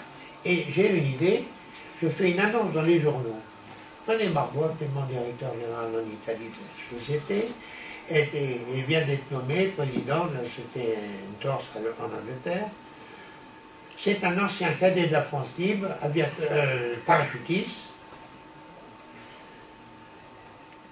et il est né à Beyrouth, oui, il est né à Beyrouth, parachutiste, un ancien cadet de la France libre. Il prendra ses fonctions le 15 septembre 1979. Et j'arrive, moi, le 1er septembre, pour avoir 15 jours pour connaître les gars, voir les dossiers, et non plus comme témoin, mais comme opérateur ayant le droit de demander tous les documents, et puis surtout, comprendre le métier. Et la grande surprise de trouver sur mon bureau une lettre du Palais Royal Carlton Gardens, pas Carlton Gardens. Buckingham. Voilà. Non, c'est... C'était la reine-mère. Clarence House. Oui. Clarence Ah oui. House, c'est la maison de la reine-mère. C'est vrai. Clarence House. Monsieur Marbeau, c'est avec un grand plaisir que j'apprends que vous venez en Angleterre, que vous êtes un ancien cadet de la France libre. Je donne une réception chez moi le 16 septembre. Est-ce que si vous êtes libre, je serais très heureux que vous veniez à cette réception où je réunis un certain nombre d'officiers qui ont participé aux opérations de la libération de l'Europe, hein, de différents pays, et je serais très heureux que vous soyez là. Et bien sûr, si vous êtes marié, Madame Marbeau est invitée. Je réponds tout de suite oui. Et j'arrive, je suis accueilli par l'aboyeur, il dit Mr. Marbeau, hein, et j'arrive à la reine, je présente mon épouse, puis je salue. On ne prend pas la main de la reine, hein, on se salue comme ça. Alors, je salue comme ça, le protocole m'a dit ça. Et la reine me regarde avec un beau sourire, et ça, regardez. Il y avait une croix de Lorraine en or sur son revers de robe. Et alors, il me dit, je l'ai mise parce que c'est le général de Gaulle qui me l'a donnée, en 1940. Et chaque fois que je vais à une cérémonie où on parle de la guerre, je la mets. Alors, mais on ne parle pas plus, c'est dit parce que vous êtes à ma table. Attends, vraiment pas ça. Effectivement, je suis à la table, à cause de la reine était là, moi j'étais à côté, il y avait un lord australien ou canadien, je ne me rappelle plus, qui était à sa droite, il y avait un américain qui était en face, etc. J'étais sidéré par le... J'étais surtout que dans l'armée, je suis que lieutenant, moi c'est tout. Et alors, on bavarde, la reine, etc., elle a sorti du repas. Je la remercie, effectivement, je lui ai envoyé une très gentille lettre de château. Et puis à partir de ce moment-là, j'ai été invité, je ne sais pas combien de fois, elle reçoit la reine Juliana de Hollande, qui a fait la guerre, et qui était Boy Scout. Parce que j'ai fait un jamboree scout avec un autre cadet pendant la guerre en Angleterre, et le gouverneur des scouts, c'était le prince, le mari de Juliana, le prince Bernard de Lippe. Alors, donc, la reine m'invite à toutes ces réceptions, la princesse de Monaco, etc. Et un jour, je lui dis, écoutez, est-ce que je pourrais vous amener aussi des cadets de la France? Mais bien sûr. Puis après, un jour, je lui dis, est-ce que je peux envoyer d'autres Français libres, alors des camarades de la France libre? Mais bien sûr. Et si bien qu'un jour, je vais venir. Alors, l'année où en 80, on fait la grande réception, l'Assemblée générale des Français libres à Londres, je fais inviter 900 personnes du Congrès chez la reine-mère, et ils sont tous allés. Et ensuite, j'ai fait inviter, il y a 200 types qui avaient fait l'Olympia à Londres. C'est-à-dire qu'ils avaient signé leur engagement à la France de l'Olympia. Ils me disent, oh René, est-ce que tu ne peux pas nous faire revoir la reine? On pourrait faire la réception à l'Olympia. Je téléphone à l'Olympia pour bloquer la pièce, j'appelle à la reine-mère, et la reine-mère accepte de venir à l'Olympia. Ensuite, on organise une réunion à Londres où on invite 1600 Français libres, hein, et je demande à la reine-mère si elle accepte de venir, et je voudrais inviter aussi la reine-fille régnante et le prince Philippe.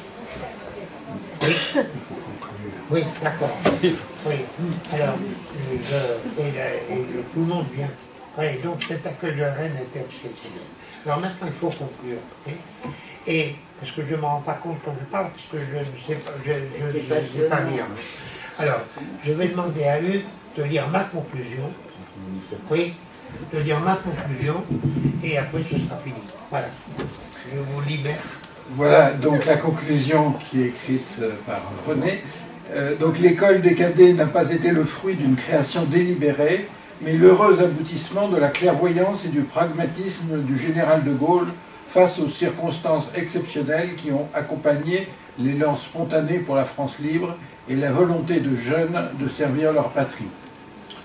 Je m'aperçois combien il est difficile de traduire aujourd'hui par des mots les sentiments très forts qui nous animaient alors. Nous qui nous disions orphelins de famille et de patrie, trouvions un immense soutien dans la présence de nos camarades et dans la gentillesse britannique. Nous étions conscients de participer au risque de notre vie à une grande entreprise. Les chambrées qui nous réunissaient à 4 ou à 8 abritaient notre volonté de participer à la libération de la France. Notre fougue et notre impatience atténuaient notre nostalgie d'être séparés de nos familles, sachant combien notre engagement leur coûtait en inquiétude, alors même qu'elles étaient si fières de nous. Avoir été cadet est la fierté de ma vie. Le bonheur que j'ai trouvé dans ma famille, auprès de mes camarades de la France libre, et la solidarité entretenue entre cadets depuis la sortie de l'école me font dire à ce jour que j'ai bien réussi ma vie. Ce qui entraîne, comme le dit Churchill, que je suis modeste. Et comme je suis modeste, je prie la voix de lire ce qu'a dit le commandant Baudouin, le général de Gaulle et le général Lafont, qui ont écrit sur nous et notre école. Et ce sera le mot de la fin. Donc le général de Gaulle à tous les Français libres à l'Albert Hall le 11 novembre 1942. C'est vous qui donnez un sens, une portée et une valeur à tout ce que nous tentons de faire pour le pays. Le général de Gaulle, dans sa lettre à André Baudouin, commandant de l'école, datée d'Alger le 7 novembre 1943. L'école militaire des cadets aura été une pleine et noble réussite française. Je voudrais que vous sachiez, que vous disiez à quel point je me suis trouvé moi-même réconforté dans ma tâche chaque fois que j'ai eu l'honneur d'inspecter l'école. La pure ardeur, l'entière discipline, la belle tenue de nos cadets sont les meilleurs aliments de notre espérance. Dans l'ordre du jour, ordonnant la dissolution de l'école le 16 juin 1944, le général de Gaulle a écrit « Le nom de l'école des cadets demeurera dans l'histoire militaire de la France. Il demeurera comme celui du refuge où la jeune élite de notre armée a appris à vaincre pour la libération et la rénovation de la patrie. » La lettre du général de Gaulle en décembre 1951, « Les cadets, parmi les Français libres, ces jeunes furent les plus généreux, autrement dit les meilleurs. Par les efforts et les sacrifices de leurs 5 glorieuses promotions, Libération, Bir Hakeim, Fez en Tunisie, Corse et Savoie, 18 juin, ces bons fils ont, de toute leur force, servi la patrie en danger, mais aussi dans son chagrin, au pire jour de son histoire, ils ont consolé la France. Le général de Gaulle, encore, le 12 mars 1956, dès 1940, reprenant les plus belles traditions de Saint-Cyr, l'école des cadets a groupé et instruit les jeunes Français venus en Angleterre, désireux de lutter pour la libération de la patrie. D'abord à Malvern, puis à Ribersford, elle a formé 5 promotions qui se sont magnifiquement comportées sur les champs de bataille les plus divers. À sa dissolution, le 15 juin 1944, elle pouvait être fière d'avoir bien accompli sa mission. Et enfin, dans ses mémoires de guerre, les cadets, rien ne réconforte autant le chef des Français libres que le contact de cette jeunesse, fleuron d'espoir ajouté à la gloire obscurcie de la France. Et pour terminer, un texte du général Lafont commandant les écoles de Coëtquidan au Saint-Cyrien de la promotion cadet de la France libre en 1987. Comme vos parrains, vous aurez à faire preuve de caractère et de détermination. Et selon la belle formule d'André Malraux, vous préparez, s'il le fallait, à opposer un jour à la pente de l'histoire subie, celle de l'histoire choisie ou rêvée. Voilà. Alors, j'ai ajouté un tout petit mot pour ceux qui sont intéressés à l'histoire et à en avoir plus. Il y a maintenant un site internet cadet de la France libre où il y a tout plein d'informations et bien sûr une association qui conserve des documents et que vous pouvez contacter. Voilà. Des associations dont Pierre est le vice-président et Hugues est le secrétaire général. Le vrai Claude. Claude étant un autre vice-président. Vice-président et président. Voilà. Et puis, je vais me permettre aussi de rajouter, après ce mot et cette super conclusion, eh bien que bientôt, nous aurons l'honneur aussi à la Fondation de la France Libre de compter une nouvelle délégation thématique, puisque les cadets de la France Libre vont devenir, ils le sont déjà pratiquement, puisque nous sommes en train de finaliser ce document, mais vous allez bientôt avoir également une délégation des cadets de la France Libre, au même titre qu'une délégation des marins ou des forces aériennes françaises libres ont été créées cette année. Donc voilà, ça c'est la suite de la, je dirais, de la reprise dont vous avez parlé tout à l'heure, de ce qu'était l'Association des Français libres par la Fondation de la France libre. Nous avons ce devoir que tous les Français libres, quel qu'ait été leur parcours, eh bien, soient ici chez eux et soient représentés, que leur histoire, que leur parcours, que leur épopée soit connue de toute la France et même de l'international, de ces générations. Et puis il y a aussi la délégation de la première division française libre qui va également être créée prochainement. Donc ça vraiment c'est important, c'est aussi le devoir de la Fondation. La France libre, vous avez dit René, combien vous avez su vraiment nous transmettre ce qu'on adore d'ailleurs lorsqu'on entend les anciens, c'est cet esprit qui a animé les Français libres, cet esprit particulier dont vraiment les Français libres parlent le mieux. C'est très difficile de l'écrire, il faut vous entendre, vous voir pour le comprendre. On a encore ce soir vécu une soirée magnifique. Et alors la France libre, c'était un peu, je me rappelle de Jacques Pignot de la Roche, ici, qui nous disait, c'était un petit peu la France libre, c'est un petit peu une France idéale, une société idéale, parce que c'est vrai que vous avez dit, il y avait des gens de toutes les origines, de toutes les confessions, voilà, toutes les idées étaient représentées, tous les parcours, et puis il y avait même une école. Voilà, ce soir, vous nous l'avez montré, il y avait aussi une école, donc c'est vraiment une France idéale, et on peut être fier, effectivement, de ce qu'a été la France libre. Merci de nous l'avoir dit encore une fois, ça a été fait magnifiquement, on a vécu une soirée magnifique. Voilà, merci à René Marbeau.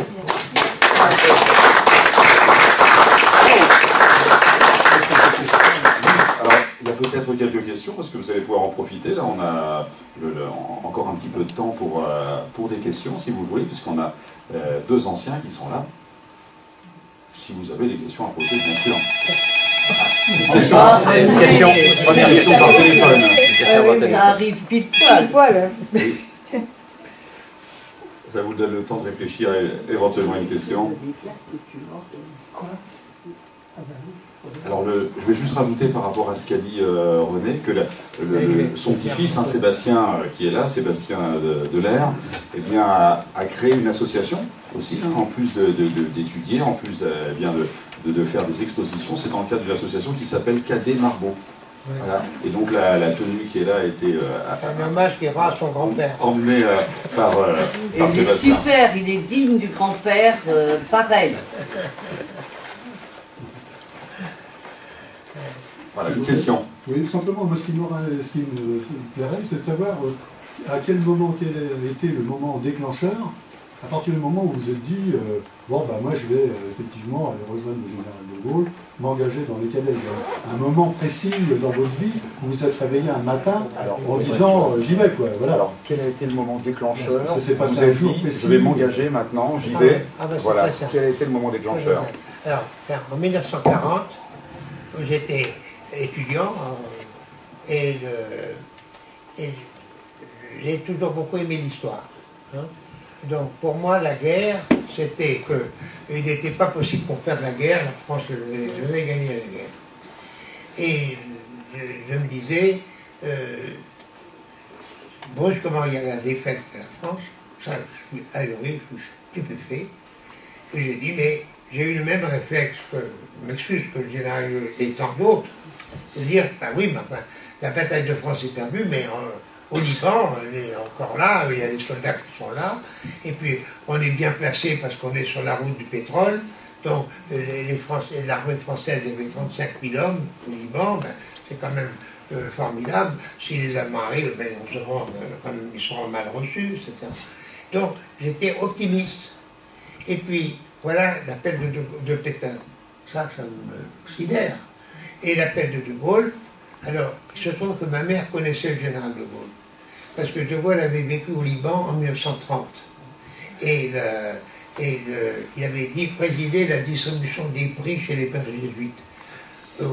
À ce moment-là, en 1930, c'était mon frère aîné qui était allé chez les pères jésuites et qui recevait des prix. Donc mon frère est allé recevoir les prix de la main du général de Gaulle. Alors, ma mère était très fière.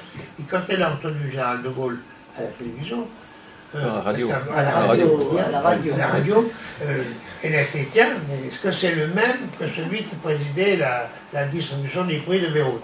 Alors, on a vu tout de suite le curriculum vitae de Gaulle, hein, et puis, effectivement, il avait été à Beyrouth. Alors, ma mère dit, ah, bah, ce type-là m'a impressionné, ce commandant, hein, m'a impressionné par son style, par ses idées, etc. Alors, toute la famille, on est devenus gaullistes. Hein. La mère était cet avis, et moi, c'était la tentation.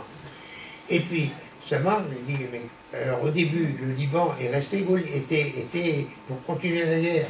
Puis, le général Mitterrand, qui était le commandant en chef et le haut-commissaire de France au Liban, a été convoqué par Vichy. Il est arrivé à Vichy, il a été séquestré. Et on a envoyé à l'appel Dens, qui était pro-allemand, et qui était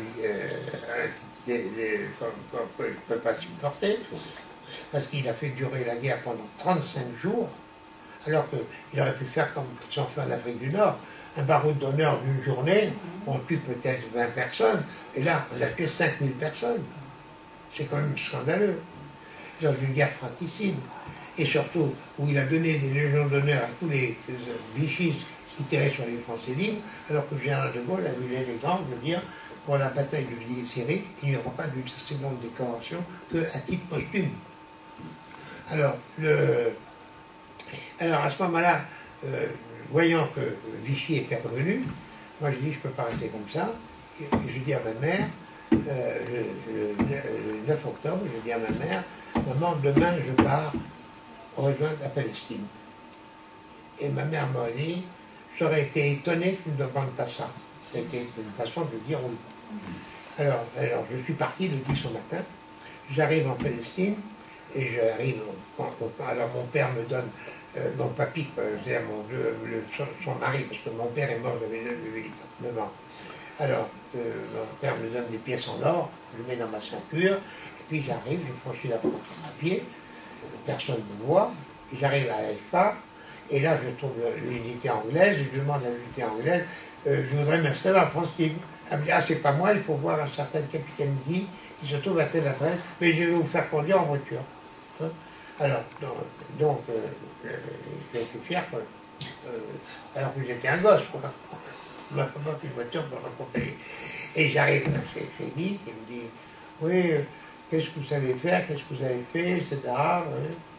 Et je lui dis que je suis chef de troupe scout. Alors il me dit, ah, alors écoutez, on a besoin de vous là-bas. Alors, on vous a vu partir? Non. Est-ce que, alors écoutez, alors tâchez de rentrer sans vous faire voir, et vous allez utiliser votre troupe scout pour prendre des photos des fortifications du Liban. Alors à ce moment-là, j'arrive de route, et je vais trouver, alors il y avait des gens qu'il n'y avait pas dans ma troupe, notamment le fils du colonel qui commandait la vaisseau, le fils du général qui commandait l'armée de terre, le fils de l'amiral qui commandait les troupes, la marine du Levant. Je vais les trouver, je dis, mais écoutez, le maréchal Pétain veut que la jeunesse se mobilise, etc. Pourquoi ils ne deviennent pas scouts? Alors, ils ont dit, ah ben oui, c'est une très bonne idée, etc. Alors, ce qui me permettait d'obtenir des charrettes, des tentes, des couvertures, des casseroles, etc. Et puis des cars pour nous transporter à tel endroit, tel endroit, tel endroit, puis on lui a renvoyé les cars, puis on restait 2 jours à camper, et pendant ces 2 jours, alors je leur demande ensuite des appareils de photo, et l'armée me fournit gratuitement des appareils de photo, et je fais des concours de photos pour tous les gamins, des fleurs, des paysages, des animaux, etc. Et j'ai un succès formidable. Et puis par contre, moi je portais les photos des fortifications, et je me procure Arfenikovi, qui est le délégué de la France libre. Oh, ah mais zut, alors. Je crois l'avoir arrêté. Grave. Continue, c'est pas grave. C'est la cause du village. Allez, on va finir.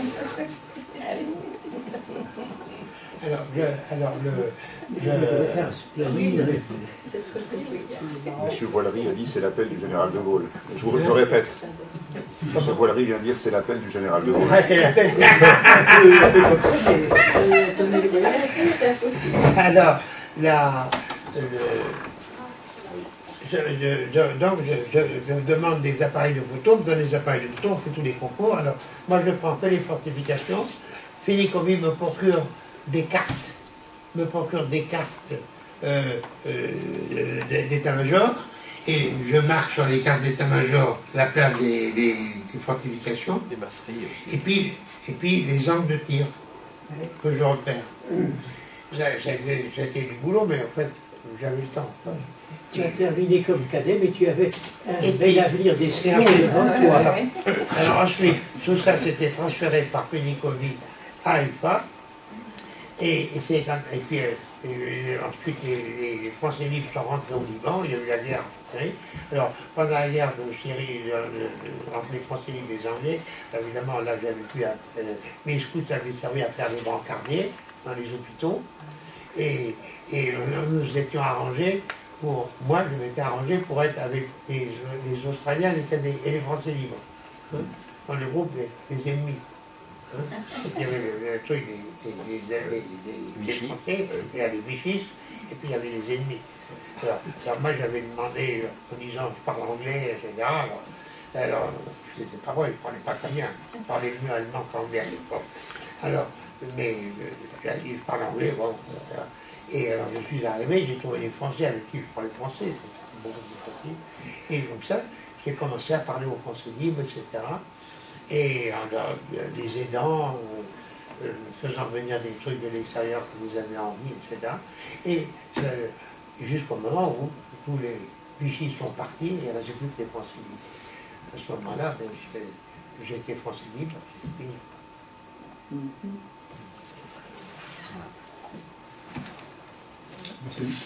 Le lien avec Saint-Cyr, peut-être? Encore une question, peut-être, il y a aussi... Alors, oui, toi d'abord. Le lien avec Saint-Cyr. René. Le lien avec Saint-Cyr. Ah, alors, De Gaulle a créé l'école des cadets. Peut-être qu'il avait dans la tête d'en faire le Saint-Cyr de la France libre. Peut-être. Mais ça lui est venu certainement après coup. Il a peut-être eu l'intuition de faire une école des cadets pour calmer les gamins qu'on était, insupportables, insolents, rouspéteurs, etc. Et une fois qu'il a créé ça, il s'est dit, au fond, une fois que je fais le truc, pourquoi pas faire l'école des cadets Saint-Cyr, le Saint-Cyr de la France libre. Et alors c'est pour ça qu'il a tenu à ce que, vous savez que pour être Saint-Cyrien, il faut, l'école de Saint-Cyr, il faut être Saint-Cyrien. Il faut une majorité de professeurs saint-cyriens. Il y a des professeurs qui ne sont pas saint-cyriens, qui sont à Coquillan, mais la majorité d'entre eux sont des saint-cyriens. Alors, donc, il s'est arrangé pour qu'à l'école des cadets, j'ai une majorité de saint-cyriens. D'ailleurs, tous très bien choisis, très bien choisis, il faut dire.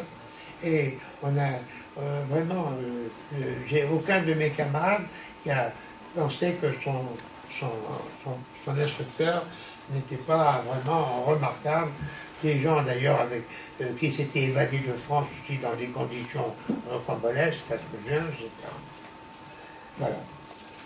Il y avait une autre question là-bas? Oui, très rapidement tout ça. Magnifique, merci monsieur. Il me semble, vous venez de dire, vous avez été révulsé par le discours du maréchal Pétain du 17 juin, comme beaucoup d'ailleurs qui sont entrés dans la résistance, et il me semble que Daniel Cordier dit la même chose dans Lias Caracalla et dans Jean Moulin, La République des Catacombes.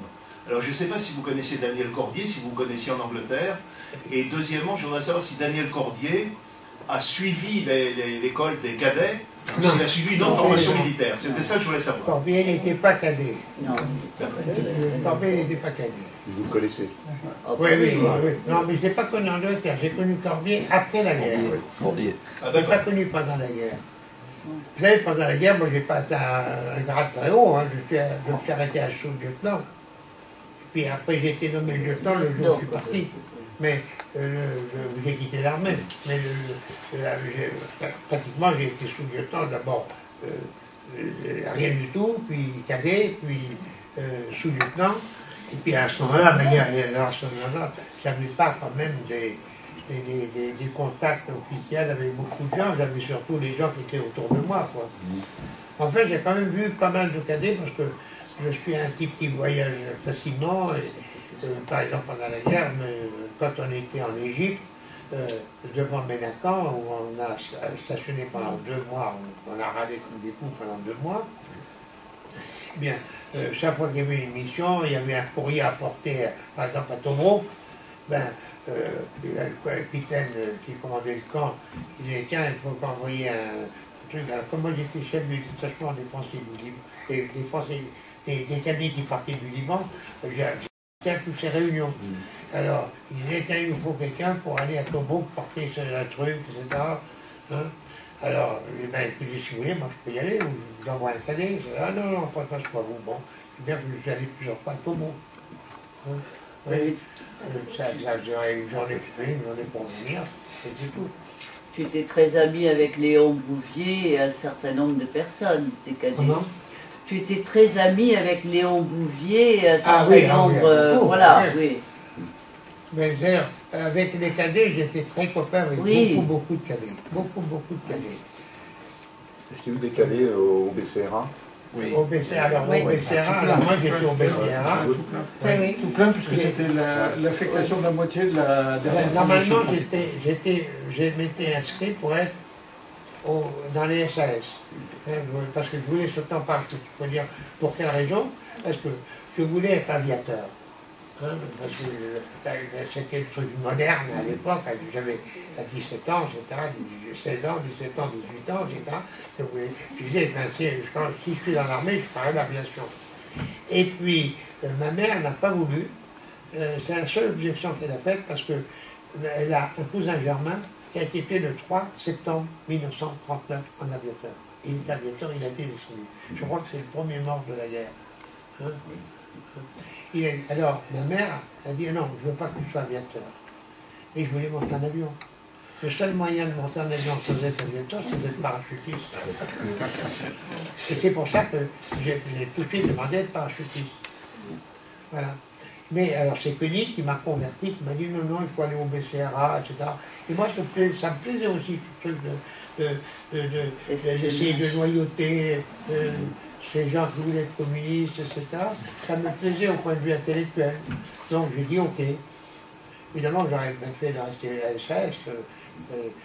Les camarades qui ont fait SAS ont fait une carrière militaire beaucoup plus mouvementée que celle que j'ai faite moi. Enfin, t'exagères. Est-ce qu'il y a encore d'autres questions?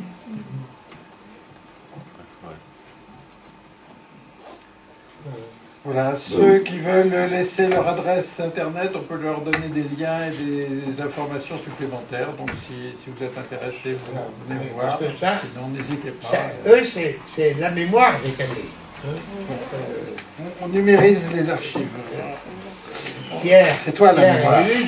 C'est la mémoire des cadets maintenant, parce que nous, maintenant, nous sommes des has-beens, comme disent les Anglais. Non. C'est pas vrai, parce que tu te sers très bien de l'ordinateur. Vous pouvez le contraire. Plus rien que carré singulier. Oui, non, mais en plus, tu te sers très bien de l'ordinateur. Je vous remercie tous de m'avoir écouté les tellement gentillesses.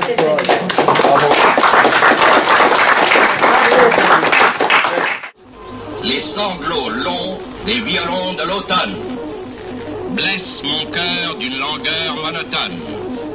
Je répète, blessent mon cœur d'une langueur monotone.